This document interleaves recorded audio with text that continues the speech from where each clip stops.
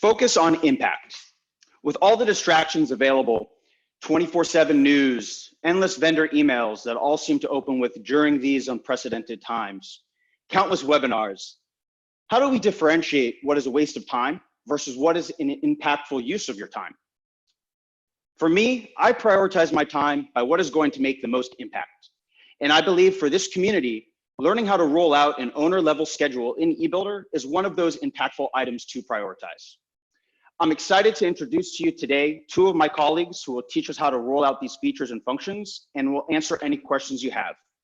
Mike Rubin, our former University of Florida construction project manager and industry subject matter expert, and Warren Jackson, our Ivy League training professional and my personal Apple genius.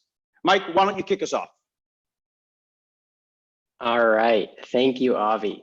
So before I get started here, I wanted to share one of my favorite quotes related to schedule, which is the key is not to prioritize what's on your schedule, but to schedule your priorities. And so when talking about what is an owner's level schedule, this relates back to this quote. So an owner's level schedule typically is simpler compared to the contractor schedules that we are used to seeing. Usually this will only include major project phases, activities, milestones, and any activities that are important or actionable to the owner's organization, such as selection, design review, contract review, marketing events like grand openings, things like that, that the contractor might not care too much about. Another thing that an owner's schedule does is it helps us plan prior to engagement from third parties. So we can use our owner schedule even to present as part of our RFP when we're looking to bring on our design team or our contractors so that they know what our expectations are as an owner. It really shows that we understand what we want and when we need it. And it also helps us throughout the life cycle of a project. So this schedule can evolve and adapt to what phase of the project we're in. And another thing that an owner's schedule does is it's tailored to activities that we care about and can help us take part. The owner has a lot of responsibilities throughout the project that are critical to a successful project being delivered. So one of the things that you might include in an owner schedule that might not matter to the contractor is when you need to order your FF&E, or when you need to hire movers, or when you need to do coordination events or meetings for people moving into spaces. Say we're building a new classroom space and we need to coordinate so that we understand what we need to do on the owner's side to be ready for people to move into that space. So those are just some of the things that an owner's schedule does that we might need, and eBuilder's the place to do that. And we'll talk about that more later. So what value do we get in a program level report? So one of the most powerful things about using the schedule module in eBuilder is that it provides us that quick access to powerful visuals and reports. And we'll show some of those later on in the training.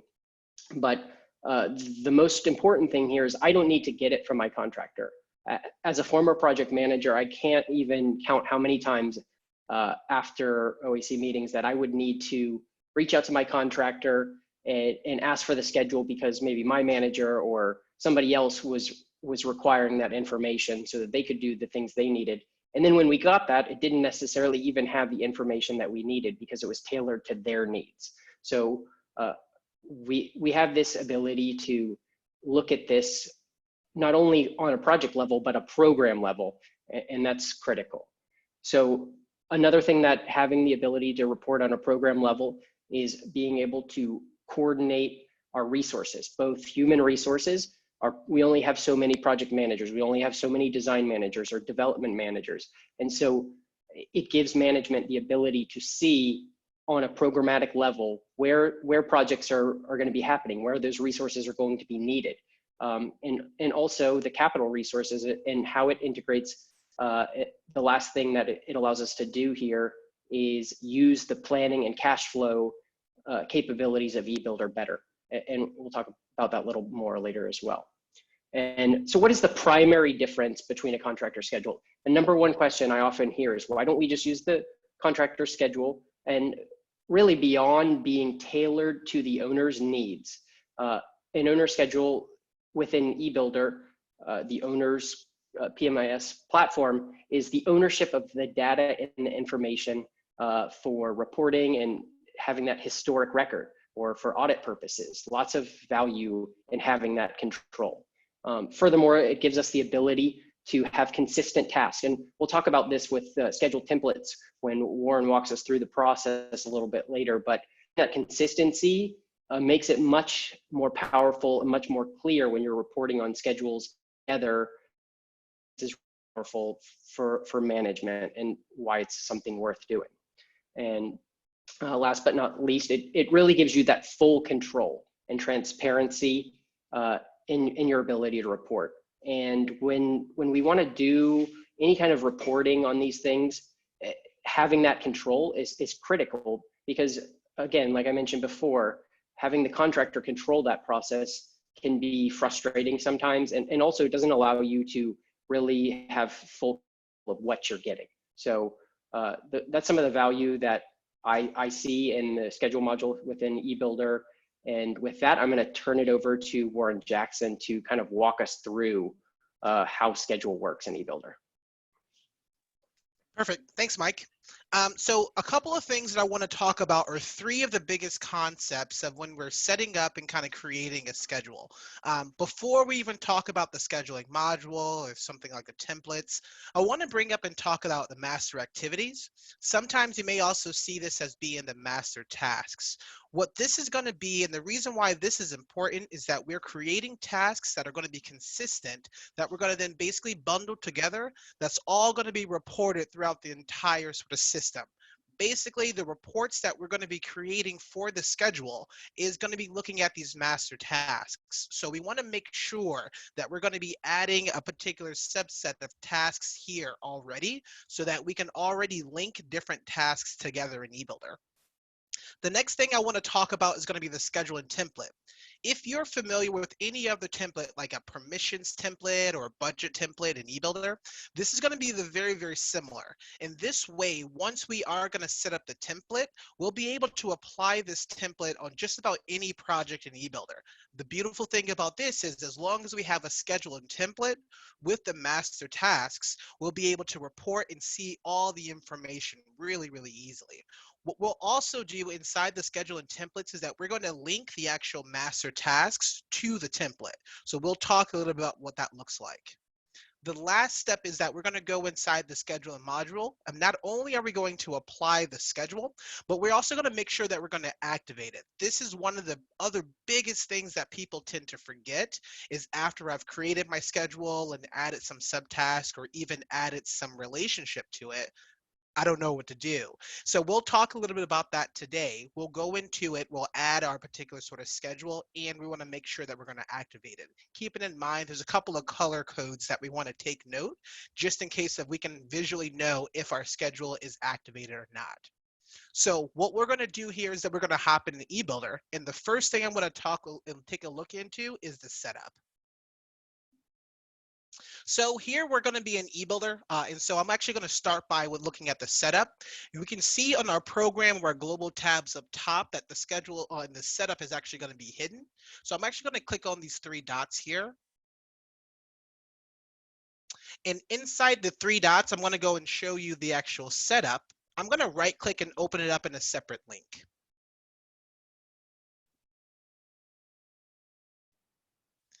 Now in this link, we're going to be in the eBuilder setup. I'm going to spend a little time in the administration tools. The first where I'm going to show you is where I've already created some master tasks. I just want to show you where it is here, and that's by inside the schedule as actual option. So I'm going to scroll all the way down.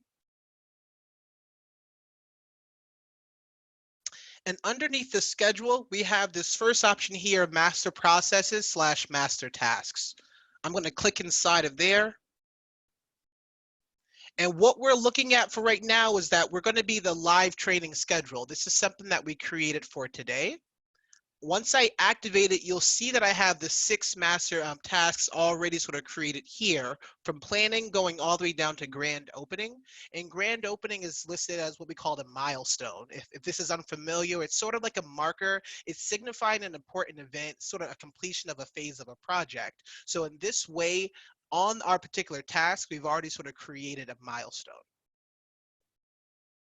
So once we've actually already created our master tasks or activities, I'm actually going to navigate over to our schedule template. We're going to use the same information here in assigning it. This is where it's going to be pretty big. A couple people tend to forget. We've also seen some frustrations are coming out of this. If I forget to assign the correct master tasks to the actual task in the schedule, the reporting just simply doesn't work. And some people are like, why doesn't this work? So what we want to make sure is that we can show you how to do that. Underneath the administration tools, I'm going to go back to the schedule, scroll all the way down. And what I'm going to do is click on the schedule templates. I've started with one, but I want to actually fill it out a little bit more. The one that I've started is the one that I have highlighted called the schedule and template. This is for our live training today. So on the left-hand side, I'm going to click on the edit. And so now what we have here is going to be our schedule template. It's not quite complete, but what you can see on the left-hand side, we have the name. So sometimes we call it a roll-up. And so I have the task name like planning, and I have the project initiation that's directly underneath the planning, from procurement, design, all the way down through the grand opening. I'm going to add a couple of more tasks and subtasks here. And then what we're going to end up doing is linking the master tasks to these actual tasks that we noticed as well. So the first one I'm going to add is going to be a milestone for the final board approval. How I'm going to do that is just by clicking on the add task button up top. I'm going to type in the name of my task.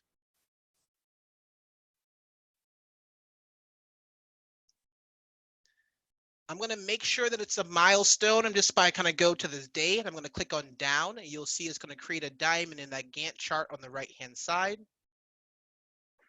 And then the last thing I want to do is I want to make sure I associate this with the planning roll-up. I'm going to click on the 6 that's here, and similar to Excel, I can drag this up. And I'm going to drop it directly underneath the project initiation. And then once I click back into the final board approval, I'm just going to indent this. Now I've created the 1.2. That's going to be sort of a roll up underneath the planning module, the planning task. So the next one I'm going to add is going to be selection. That's going to be a subtask underneath procurement. I'm going to add that a little bit differently. I'm going to click on procurement. I'm actually going to right click inside the actual task. I have a couple of different options, and this way I'm going to click on add, and I'm actually going to click on subtask. So that sometimes is going to be a little bit faster for some people, depending on what you're actually doing. In this case here, what I'm going to do is enter in my selection.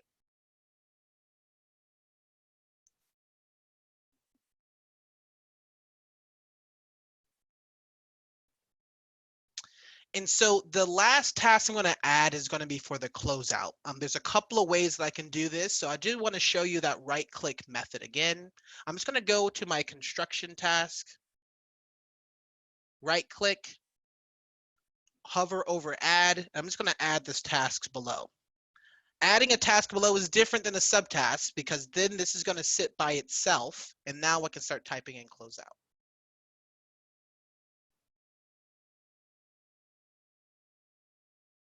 So now that I have my schedule template, I have all the tasks that I want to use, here is where it's going to be crucial. What I need to make sure I'm going to assign the actual tasks here at our template to the master tasks. Once we assign them, this is what the reporting is going to be drawn off of. So you definitely want to make sure that this information is going to be accurate.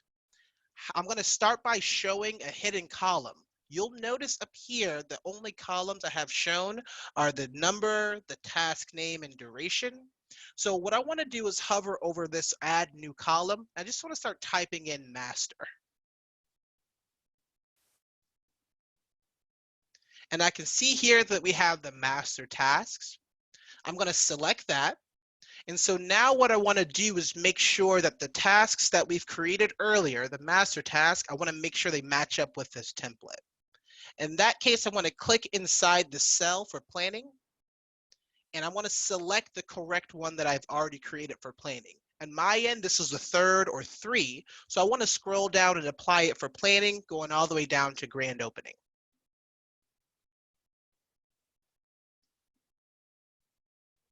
Procurement.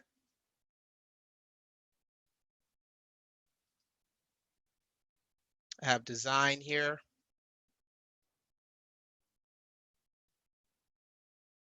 Construction.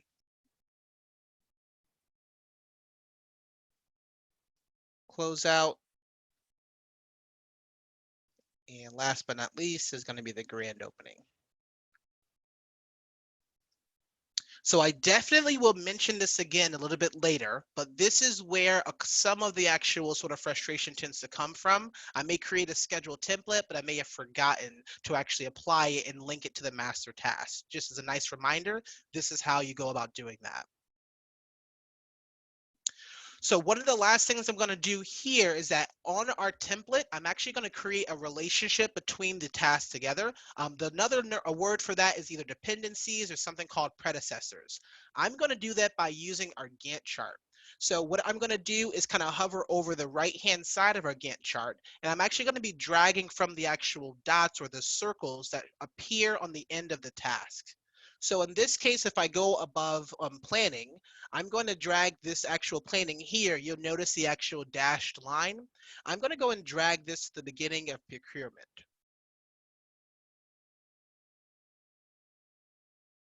And then the next one, I'm going to go to design.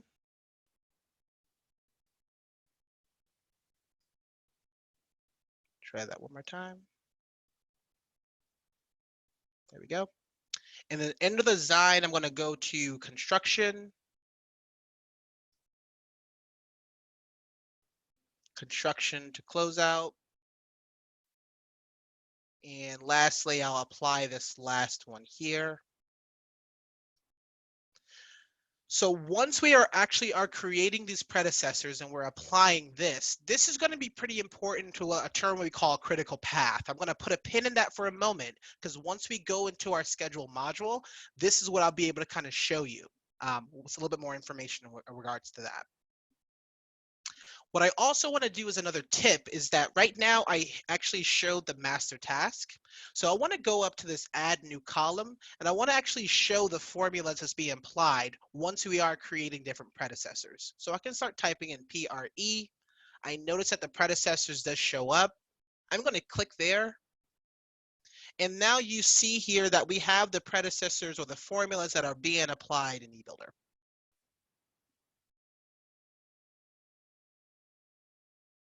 So my final step that I'm going to do here for the template is I'm going to save this because not only once we save it, I then want to go and navigate to our project in eBuilder, and then we're actually going to work with applying and now working with the schedule that's applied on a project.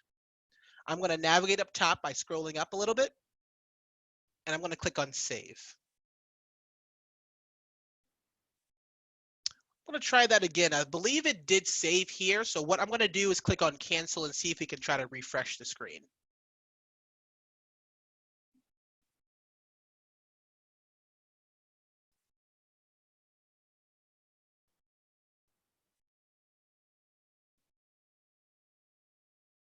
So if I scroll down, it looks like all of my actual sort of predecessors in my columns did save. So what we're going to do is kind of go back. I'm actually going to close this tab so that we can go and find it on our project, and we're going to apply it that way. I'm going to click on this X in the project here.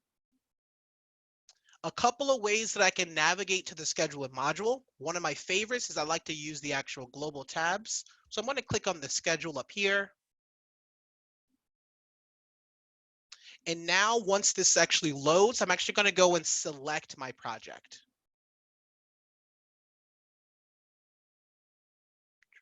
quick refresh here.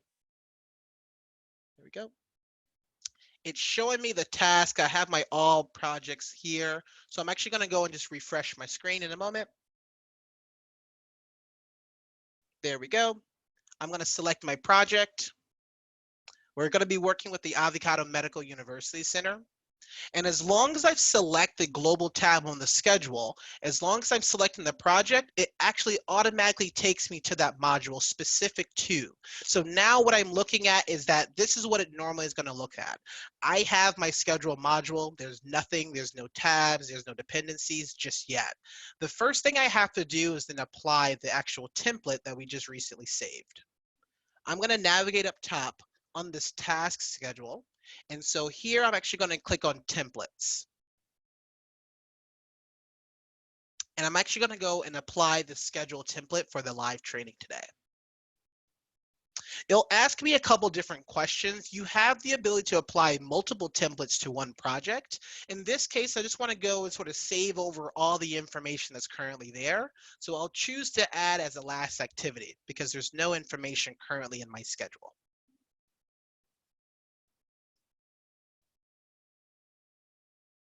So here we are. We've just applied the schedule that's currently in our actual one project as well. So what I'm going to do is kind of work a little bit with the duration. So actually, after we apply, I'm going to change a little bit of the duration until we go back to the last piece that we wanted to focus on today. Is going to be activating the schedule and a couple of the tips after you click on activate. So what I want to do is click on this fit for this zoom, just so that we can see our Gantt chart. Because now I'm going to be working with the duration of the days. I'm going to put in some days of how long I think the tasks may take. Keep in mind, if you have a roll-up in your schedule, things like planning, procurement, or design, if you try to click inside the day, you actually won't be able to change the duration. It's actually going to be rolling up to the subtasks underneath. So in this case, I want to change it for a project initiation, and let's say that's going to be 2 weeks. We have final board approval. It's going to be sort of a milestone. So I'm going to skip this one and move over to bidding and say bidding is going to be 30 days. Keep in mind on the right-hand side, you'll notice is that the Gantt chart will be sort of changing and adjusting.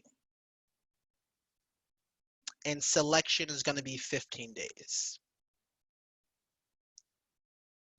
I'm going to scroll down here and in the design review, let's say this is going to be another 14 days. And 90% is going to be a week. For construction, we have about 90 days for that.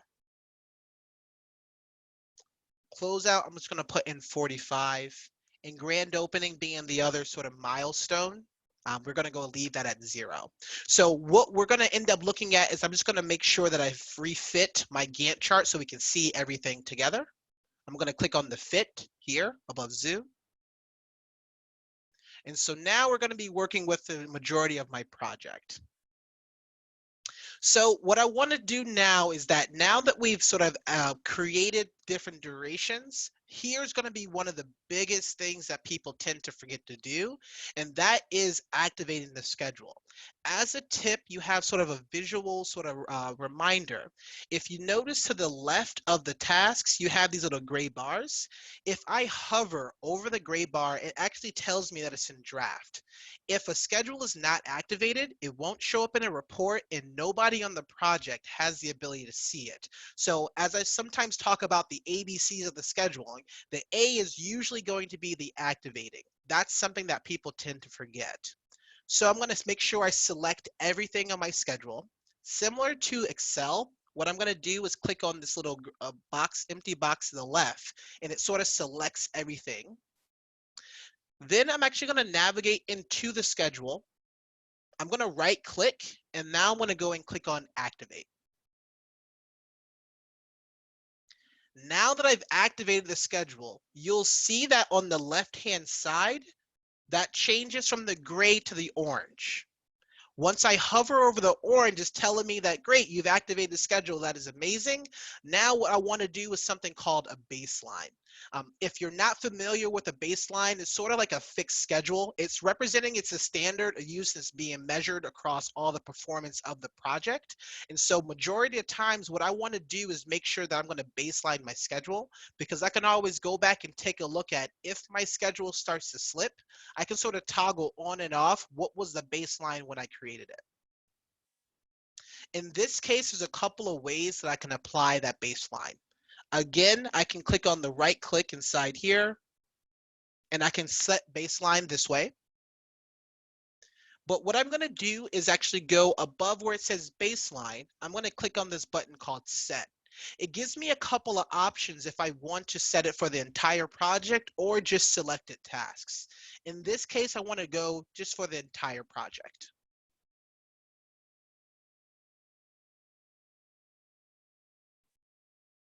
So now that we've set the baseline, we've activated our project, the biggest thing I always like to remind everybody is to make sure you do, on the upper right-hand side, you click on that save. Because now what I want to show you is a couple of different toggles. I want to take a look at the actual baseline that we were mentioning before, and it's actually being shown now. I'm going to drag over this divider just a little bit, and you'll see directly underneath these tasks that we're working with, I can then go and toggle on and off the baseline. So it's almost like a shadow of a ghost that always will be there if your schedule tends to slip. The other biggest and really important thing that you want to actually focus on is, because I've created dependencies from my different tasks that are linked together, I can take a look at what's called that critical path.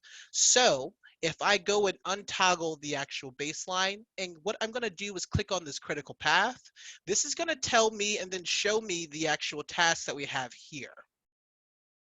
So what I'll do is actually kind of show the actual paths that are being sort of highlighted that's going to be inside my screen there.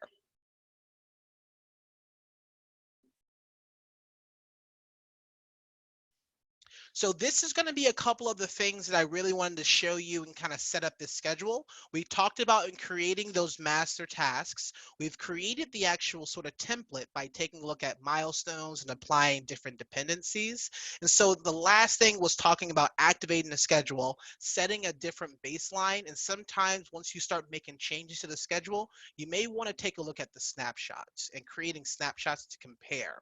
This all is going to roll up so that once one particular project manager or one team is working with a schedule, you'll be able to report on multiple different actual projects by looking at the different type of reporting options. To talk about reporting, I'm going to toss it back over to Mike.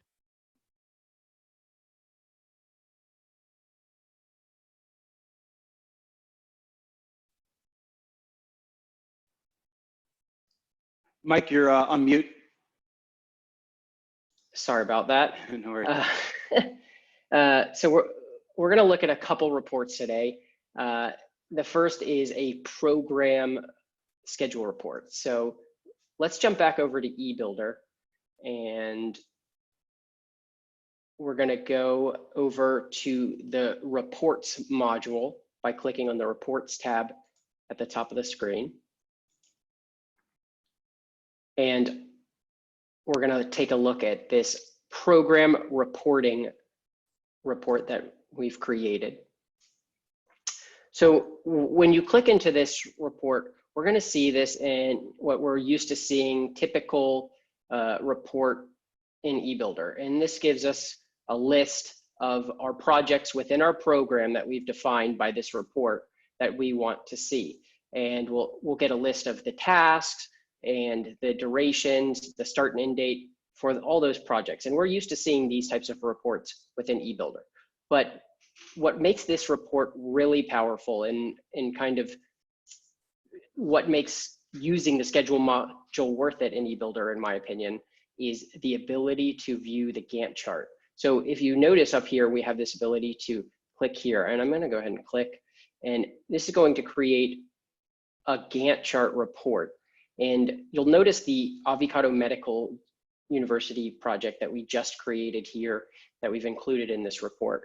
But you'll also notice other projects that I've included within this program level report.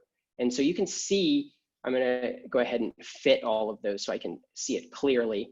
But you can see I have all the same information that was listed in that report, but it's in a much more friendly view.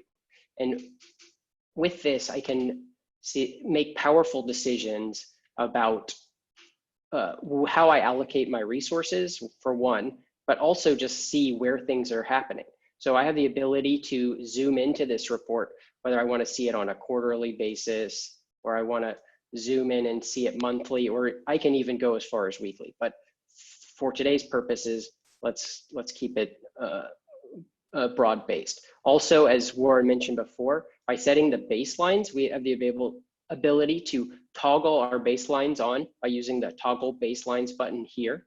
And you can see when I click that, it shows me that kind of ghost activity that relates to those. Those are going to be the baselines that were set at the beginning of the project. And you'll notice that for these other two projects here that I'm showing a slight delay in some of my activities. So we know already that those activities may be off track, whereas with our Avicado Medical University project, all the baselines fit because we haven't started the project yet. So that's a powerful tool to be able to view this information. Next, I want to jump back over to the reports module, and we're going to look at a schedule and cost combined report. So I'm going to do that by clicking on reports again to take me back to the home page of the reports module. And we've got another report here called schedule and cost report. So I'm going to go ahead and click in there. And I have this report generating for one project, but it's important to note that this can be done for any subset of projects. We can have it based on project managers, or we can have it based on a specific phase projects are in.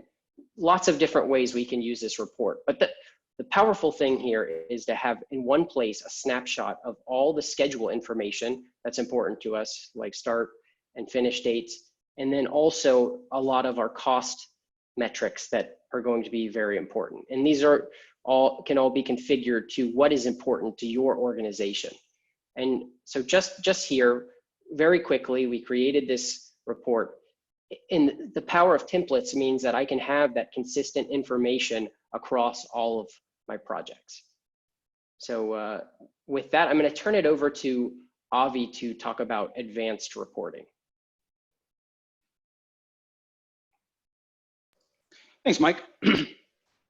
So we talked about the cost and schedule report, and then finally want to go over some advanced reports options. eBuilder recently updated their advanced BI reporting module, and it added a lot of cool functionality when it comes to building express reports and embedding those in dashboards. So I wanted to show an example of that.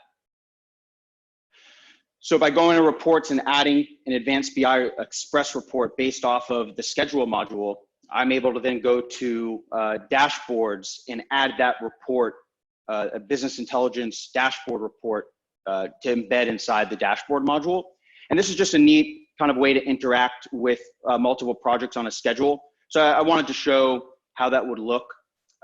If you haven't given this module a chance in a while, the latest updates made it much more user-friendly and easier to use, especially when it comes to adding some really interactive dashboards on here. And you can do that when it comes to the schedule module program level schedules, really play with the grouping in order to show in a management meeting, in an owner contractor meeting, data that's important and be able to group it that way. Also with the data warehouse, whether you're using eBuilder's data warehouse or you've built your own via the API, you can pull all of the scheduled data that you've done into a third-party advanced reporting product like Tableau, Power BI, and create some really great Gantt charts and cross-functional data. So that's definitely something that as you roll out an owner-level schedule inside of eBuilder, you unlock that ability to do that in your other reporting modules as well. So to kind of circle everything back together, we have the owner schedule. It allows you program level reporting. So if you apply a consistent template across all of your projects and you set up your master activities that Warren showed you how to tie back on your template, you're then able to unlock that reporting that we showed when it comes to those Gantt program level Gantt charts, the advanced BI reporting modules. And that really adds a lot of value for your owner meetings, for your management meetings, for your project meetings to get that view in real time. It then also, it unlocks functionality. So if you apply the templates to every single project, you're unlocking a much more detailed cash flow and project reporting functionality in eBuilder. For example, if I have an owner level schedule, I can actually tie each of these summary tasks to your WBS or your budget account codes. And that allows your cash flow to actually be based off of the actual start and end date and not some estimated or summary date. So there's a lot of additional functionality you unlock by applying schedules across all your projects. And then finally, as Mike mentioned, own your schedule. So you're not reliant on the contractor to upload their schedule to provide you once a month a schedule in P6 or in Excel. But by having your schedules in eBuilder, you as owners would actually own your schedule. And there's a lot of value in that. And enforcing your contractors to use the milestones and the tasks that you want to track on your schedule versus the owner details that Mike pointed out. And then finally, just to reiterate, the two biggest pitfalls we see with schedule is when you're creating your templates that you are not tying them to your master tasks or activities. That really eliminates a lot of the cross-functional reporting that you can do. So definitely want you to remember that. And then two, remember to activate your schedule. I can't tell you how many times I've heard of clients saying that the schedule module doesn't work. And the first thing we do is we go in there and we see all of their schedules haven't been activated. So please remember those two things if you're gonna play with this today, tomorrow, or give it a shot after the weekend, to remember those two key points. So with that, I'm sure all of you feel the same way, that this quarantine's getting old. I personally miss my routine, I miss my team, and I especially miss visiting all of our clients. But one thing I found in all of this is that I've finally had an opportunity to spend extra time on solving problems I enjoy, including the schedule module. We've been able to focus on these remote trainings. We've been able to focus on automation, talking with more people in our eBuilder community than we ever have before. And I encourage all of you to view this time as an opportunity as well. An opportunity to build a highly engaged remote culture, an opportunity to improve your use of technology, and an opportunity to come together as a community of eBuilder users to support one another in those efforts. At Avicado, we're doing that in two ways. Our remote training series, which you're attending here today. And second, our eBuilder Connect platform on Slack. We have a lot of content on there, daily tips and tricks, support on there for you and your team, and just really good engagement and conversation happening on there. So if you haven't checked it out yet, we really encourage that. So with that, we'd like to open it up to questions.